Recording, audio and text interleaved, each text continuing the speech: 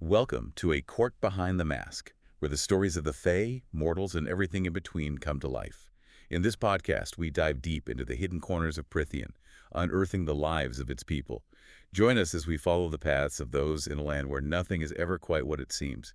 This is their world, their truth, and their fight. I'm your host, Lucien Feyre. Let's get started.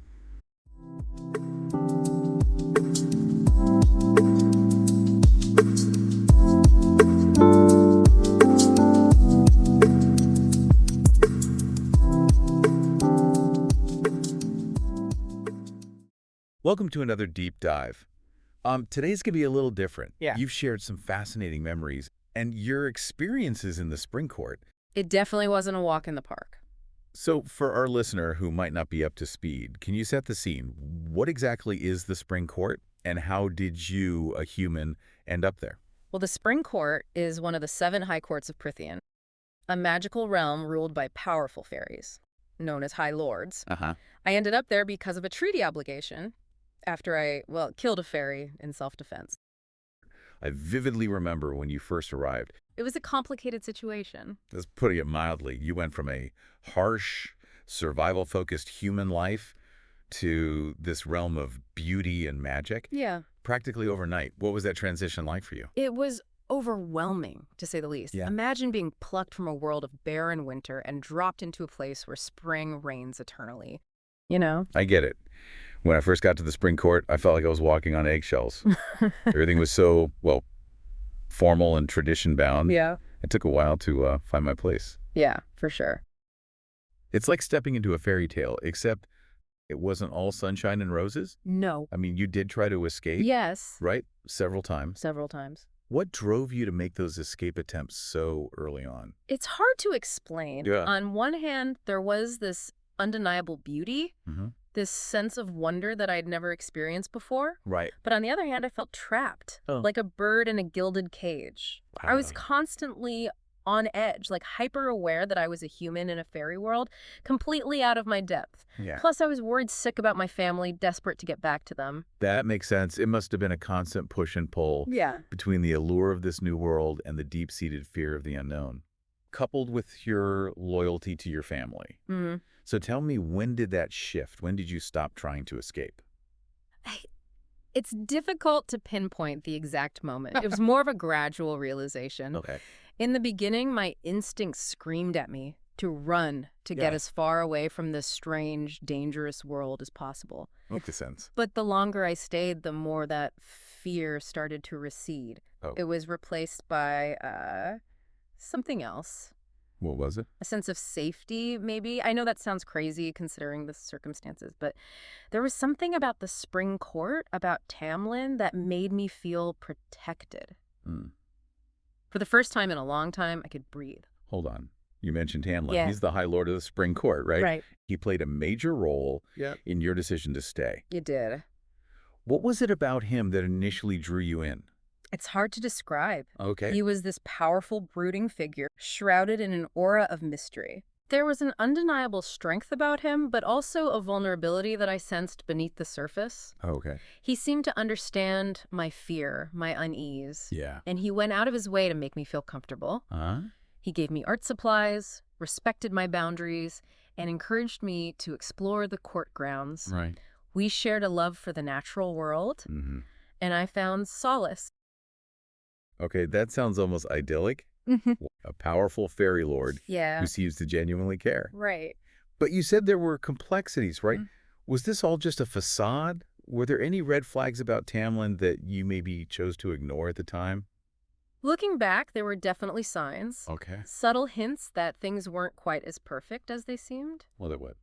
Tamlin could be possessive, controlling at times. He hated it when I ventured out alone. And his anger, when it surfaced, was terrifying. It was like a storm brewing beneath the surface, a darkness that he constantly struggled to keep in check. High Lord, protector, but also a bit of a mystery. He does have a lot on his shoulders, doesn't he? All that responsibility, his family's legacy. It's a heavy burden to carry. I think that's what drew me to him, but also scared me a little. There was this sadness in his eyes, this guardedness I couldn't quite figure out. And the way he looked at me, Like he was trying to protect me from something, but also like I was something fragile that might just break. He can be a bit overprotective, yeah. The whole protector of the Spring Court thing. And then there's his family's past, what they did during the war, siding with Hybern, the one who wanted to enslave humanity. It's a dark legacy, one he wants to make amends for desperately. That explains a lot about Tamlin's protectiveness then. He saw what Hybern was capable of, what his own family was involved in. He doesn't want to see that kind of darkness happen again. Exactly. He wants to break that cycle of violence and oppression. But it's not easy. It's almost like his attempts to protect you were a little too intense. Yeah. Did that ever make you question his motives? I think I rationalized it at the time. I told myself it was just his way of showing he cared, that he was afraid of losing me. Okay. After all, I was a human living in a fairy world surrounded by potential dangers. And let's not forget the curse. Right. The shadow of Amarantha loomed over everything in the Spring Court. Right. Amarantha, the cruel fairy queen who held Tamlin and several other High Lords captive, her presence was a constant source of tension. Yeah. A reminder of the darkness that threatened to consume Prythian. You mentioned the Blight. This sinister force was corrupting magic, killing young fairies, weakening the borders between the court. Absolutely terrifying. It was, Yeah. and it was spreading like a disease, slowly poisoning the land. But you were initially skeptical about the Blight, weren't you? I was. What was it like, from your human perspective, to grapple with this concept of an invisible, yet all-consuming evil? Honestly, I thought it was just another fairy tale. Oh. A scary story they told to keep their people in line. I see. I couldn't see it. I couldn't Yeah. touch it. Right. So a part of me simply refused to believe it was real. Uh-huh. That is, until I saw its effects firsthand. When was that? I witnessed the death of a young fairy. I felt the life force being sucked out of him, leaving behind nothing but an empty shell. I can only imagine how that experience must have shattered your skepticism, It did. forcing you to confront the reality of this threat. Yes, Did that change the way you viewed your place in the Spring Court? absolutely. It was a stark reminder that this world, this magical realm I'd stumble into, was far more dangerous than I'd initially realized. That tumultuous period. Tumultuous is putting it mildly. Oh, come on. Yeah. There were good times, too. Remember that summer solstice celebration? The music, the dancing. How could I forget? It was the first one held in the Spring Court since, And I may have enjoyed the fairy wine a little too much. a little. You were practically drowning in it.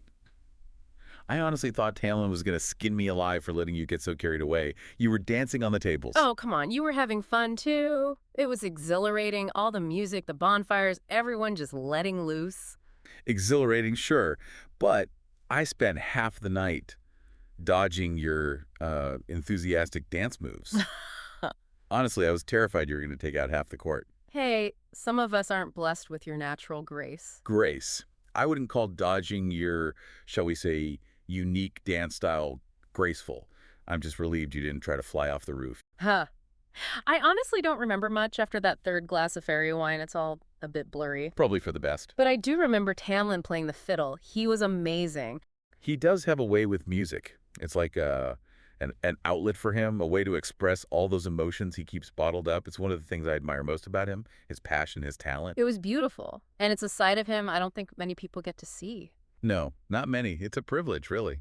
It's funny, isn't it? There we were, celebrating the height of summer in the Spring Court.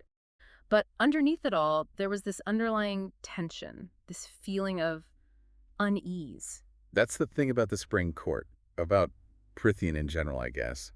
There's always a shadow lurking somewhere, always a threat waiting to pounce. It's like that darkness is woven into the world itself. You can never really escape it. No, I don't think you can.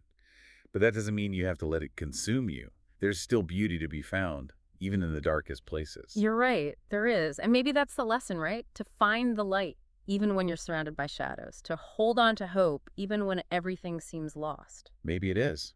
Maybe that's what it truly means to live in the Spring Court, to embrace both the light and the dark, the joy and the sorrow, the beauty and the danger, because they're all part of what makes this world so captivating. Captivating, definitely, and incredibly complex. But we'll get into that later. Until next time, may your path be filled with starlight and courage.